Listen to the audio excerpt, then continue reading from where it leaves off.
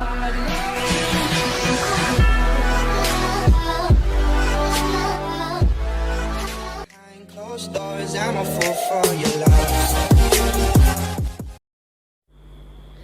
Assalamualaikum. Nama saya Cik Rosnur Miliana Ashikin binti Pauzi, nombor matrik 270319. Sekarang saya akan menerangkan tentang definisi karakter nekrofilia. Istilah perkataan necrophiles dicipta oleh pakar perubatan Belgium iaitu Joseph Gusselin dalam siri ceramahnya yang diberikan sekitar tahun 1850.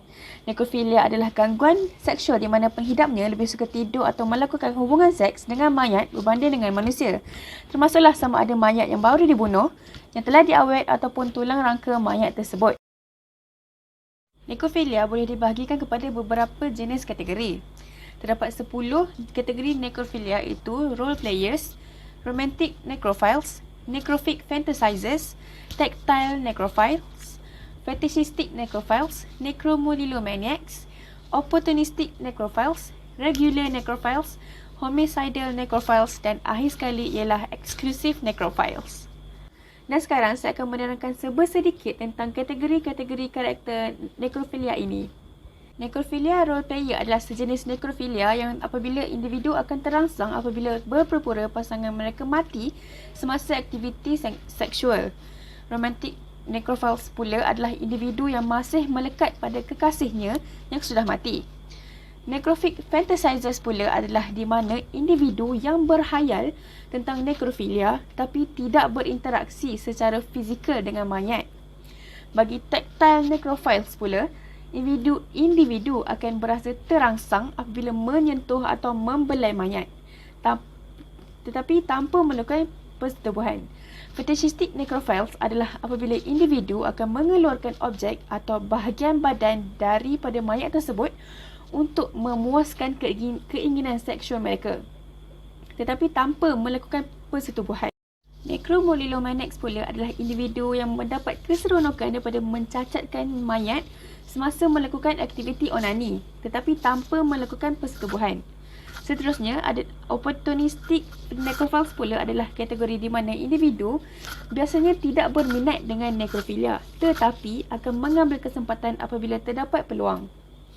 Regular necrophiles pula adalah di mana kategori di mana individu yang lebih suka bersetubuh dengan si mati.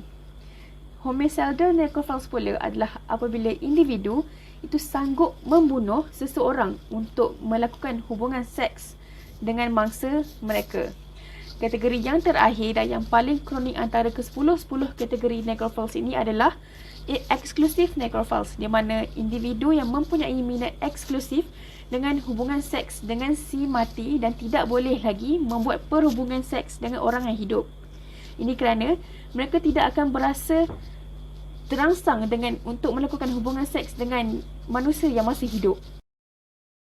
Erich Fromm menggunakan terma nekrofilia dalam erti kata yang lebih umum untuk menunjukkan sebarang daya tarikan terhadap kematian.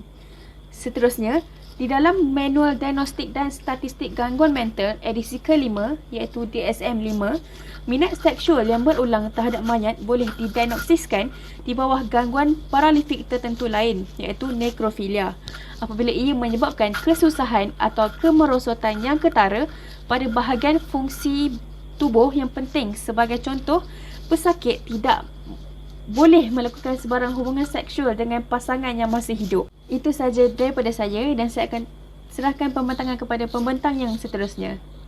Assalamualaikum dan selamat pagi semua. Baiklah, saya akan teruskan dengan kajian berkenaan terminologi karakter nekrofilia.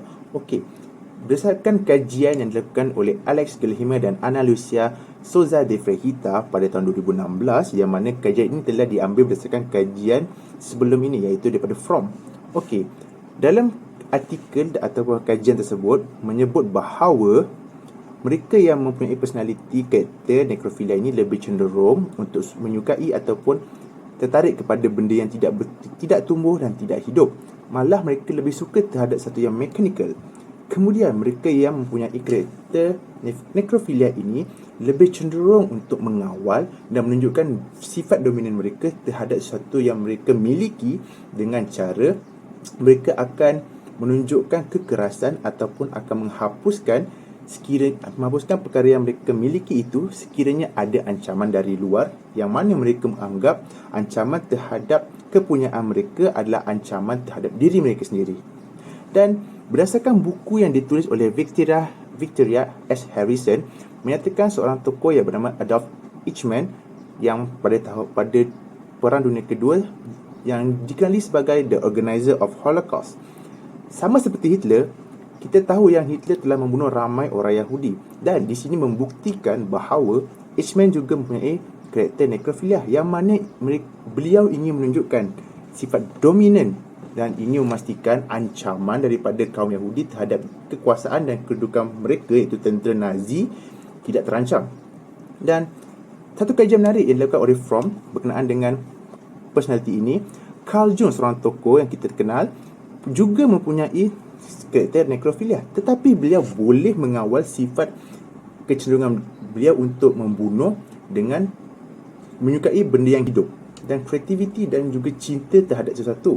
Jadi ini membuktikan bahawa personality ini dapat dikawal jika seseorang itu berada di tempat ataupun persekitaran yang sesuai dan mempunyai ilmu tentang perkara ini. Sekian, kepada pembentang seterusnya. Assalamualaikum dan salam sejahtera. Sebelum saya meneruskan pembentangan, izinkan saya memperkenalkan diri.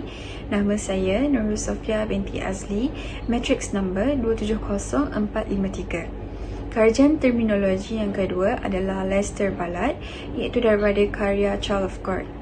Kajian ini memberikan pencerahan tentang penggambaran Ballard yang mempunyai karakter nekrofilia dan juga bagaimana ciri-ciri nekrofilia ini dapat mendorong hasrat Ballard untuk mencapai keinginannya. Okey, sama juga seperti individu-individu yang mempunyai karakter nekrofilia, Ballard juga mempunyai beberapa ciri-ciri nekrofilia seperti menggunakan kekerasan, ketidakmatangan dan juga antisocial. Ciri-ciri yang ada pada Ballard ini serta pengalaman hidup dia dari kecil mendorong Ballard dan cenderung ke arah untuk melakukan perbuatan yang tidak bermoral ini. Sebagai contoh, necrophile ni selalunya mempunyai sikap yang tidak matang di mana mereka sering melakukan sesuatu perkara hanya untuk mendapatkan perhatian orang ramai dan mereka ni tidak boleh terima sebarang penolakan daripada orang ramai. Dan sebagai contoh juga, Ballard ni dikatakan tidak pernah bercinta. Tetapi pada satu hari, Ballard membawa mayat seorang gadis ke rumahnya dan dia mula menjalinkan perasaan dan melakukan hubungan seksual terhadap mayat tersebut. Kesannya, karakter dan perbuatannya itu menyebabkan Ballard menjadi semakin berleluasa dan hilang kawalan diri. Okey, dalam pada masa yang sama, nekrofilia ini sudah terbukti merupakan satu amalan yang tidak bermoral dan di luar akal fikiran manusia yang normal. So, terdapat 10 kelas daripada karakter nekrofilia dan Ballard ni mempunyai 2 karakter nekrofilia, iaitu opportunistic necrophile dan juga homicidal necrophile. So, hal ini berpunca daripada ciri-ciri nekrofilia yang ada dan terbentuk dalam diri Ballard dan ini menyebabkan perkembangan terhadap karakter dia semakin teruk dan Ballard semakin membangunkan tingkah laku milik kelas yang berbeza tersebut. So, sebagai contoh, Ballard ni mempunyai opportunistic necrophile kerana pada awalnya Ballard tidak menunjukkan sebarang niat untuk melakukan hubungan seksual dengan mayat, tetapi disebabkan oleh sesuatu kejadian itu di mana dia menemukan seorang mayat gadis di tepi jalan dan dia mula meneliti tubuh badan mayat tersebut dan dia mula menimbulkan perasaan jatuh cinta dan gairah terhadap mayat tersebut dan dia mengambil peluang itu untuk melakukan hubungan seksual terhadap mayat tersebut. So, Ballard ni juga menjadi semakin teruk dan berleluasa sehingga menjadi seorang necrophile yang melakukan pembunuhan untuk memuaskan diri dia sendiri dengan melakukan hubungan seksual dengan mayat yang dia bunuh sendiri. Oleh itu, secara tuntasnya, apa yang saya boleh katakan, salah satu faktor yang mendorong Ballard menjadi nekrofilia adalah bermula dengan penolakan oleh orang ramai. So amalan pembunuhan dia ini semakin meningkat apabila Ballard semakin menyendiri dengan meninggalkan diri dia daripada masyarakat untuk mencari perkara yang boleh memuaskan diri dia sendiri. So kesannya, tindakan yang dilakukan oleh Ballard ini telah membawa dirinya kepada sifat yang lebih banyak dan lebih teruk, iaitu mementingkan kekuasaan dan kehebatan, kemarahan, memberontak dan ciri dominan yang sangat tinggi untuk mencapai keinginan yang hendak dicapai olehnya.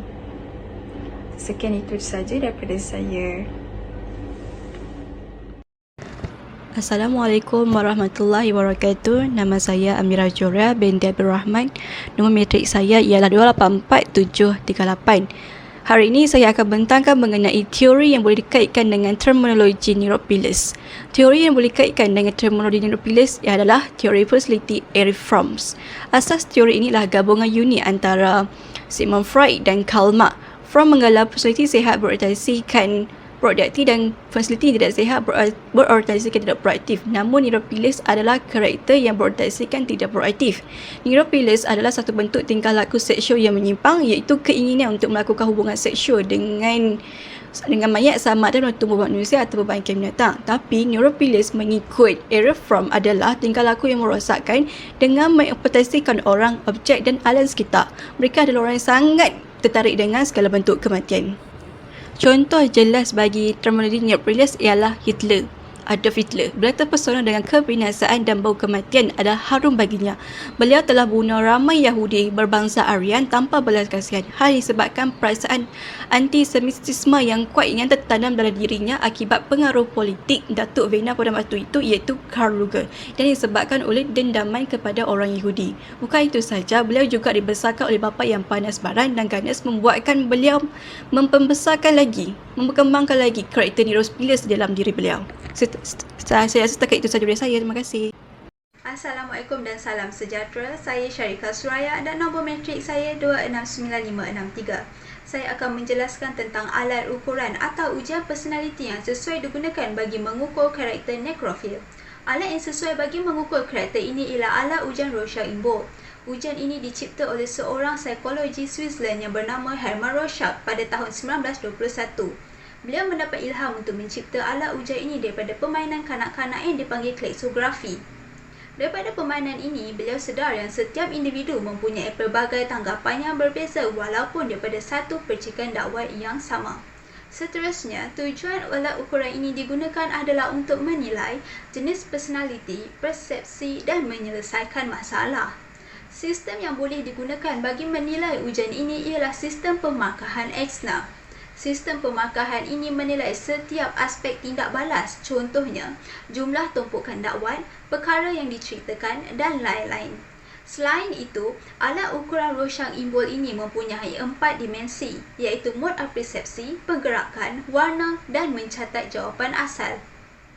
Akhir sekali, saya akan menerangkan tentang kelebihan dan kekurangan alat ujian ini. Alat ukuran Rorschach yang sangat unik ini mempunyai pelbagai kelebihan, terutamanya dapat dilihat dari konteks litigasi. Hal ini demikian kerana setiap individu boleh memberikan jawapan secara subjektif kerana tiada jawapan khusus. Ujian ini juga dapat menyediakan maklumat tentang personaliti yang mungkin berada di luar kesedaran orang yang diuji. Walaupun alat ujian ini sangat terkenal dengan keunikannya, tetapi masih ada kekurangan pada alat ini. Terdapat beberapa kontroversi yang timbul, iaitu dari segi kebolehpercayaan dan kesahannya. Hal ini adalah kerana setiap pemarkahan ujian ini sangat kompleks, kabur dan memakan banyak masa atau tenaga berbanding alat ujian yang lain. Sampai di sini sahaja penerangan daripada saya. Sekian, terima kasih. Sebelum saya meneruskan pembentangan ini, saya ingin memperkenalkan diri saya terlebih dahulu. Nama saya Hazlina binti Jusif, nomor matrik 270639. Baiklah, kesimpulan yang kita boleh peroleh melalui tajuk ini adalah sememangnya jelas bahawa Neuropilis ini boleh menyebabkan pelbagai kesan negatif terhadap masyarakat kita, terutamanya di kalangan remaja. Mereka sepatutnya tidak terlibat dalam perkara yang melibatkan necrophilias ini karena ianya boleh menyebabkan masyarakat untuk terjerumus dengan jenayah-jenayah berat seperti bully, bunuh, dera, dan banyak lagi jenayah lain. Oleh itu, ibu bapa haruslah memainkan peranan dalam mendidik anak masing-masing tentang nilai-nilai moral sejak mereka kecil lagi, agar kejadian ini dapat dielakkan. Selain itu, pengetahuan tentang ilmu agama yang mencukupi juga adalah sangat penting dalam membendung hal ini. Memangnya kita semua paham bahwa terdapat ibu bapa yang sibuk bekerja untuk menyerah keluarga. Namun, sebagai ibu bapa yang bertanggung jawab, kita hendaklah meluangkan masa bersama keluarga dan anak-anak. Kurangnya kasih sayang dan sikap ibu bapa yang terlalu tegas, hingga ada yang tidak memberi peluang sama sekali untuk anak membuat pilihan untuk dirinya sendiri, pasti akan memberi kesan negatif kepada personality anak, terutamanya anak-anak yang sedang berada dalam fase remaja. Maka dengan itu, jelaslah bahwa didikan dan kasih sayang daripada ibu bapa adalah sangat penting agar dapat membantu mengurangkan risiko untuk anak-anak remaja mengalami necrophilias. Maka dengan itu, sekian saja pembentangan daripada kumpulan kami. Terima kasih.